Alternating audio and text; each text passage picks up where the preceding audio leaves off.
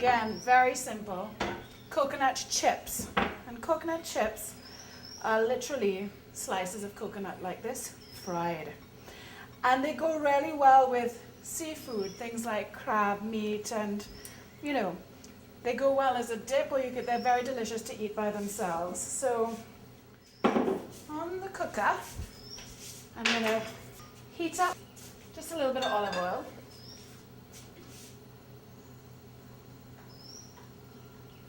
And I've got a little pretty dish here that I'm going to put them in with a napkin in to just absorb the excess oil.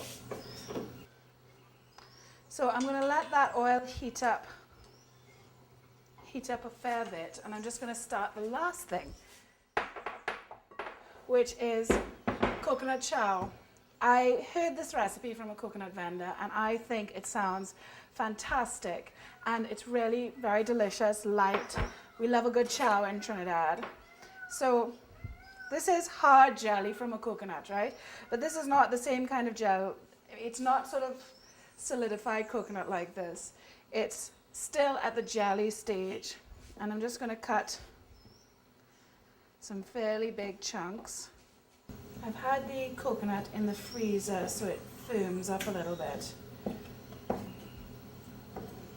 And to that, I'm going to add some seasoning peppers. I've cut up red ones, and a good pinch of salt. I've got a lime here. Basically, we're just making chow with this. And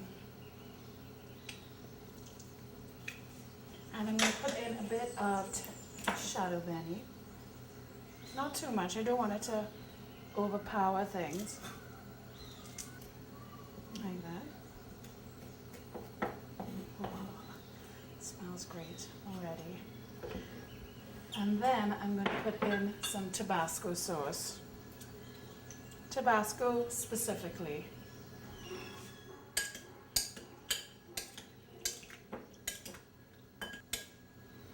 Have a taste.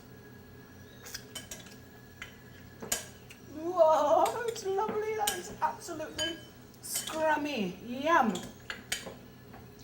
Coconut chow, girls.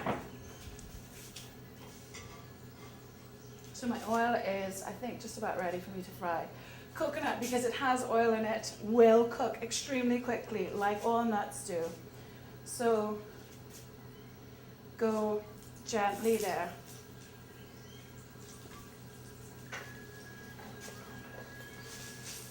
I'm going to stir it.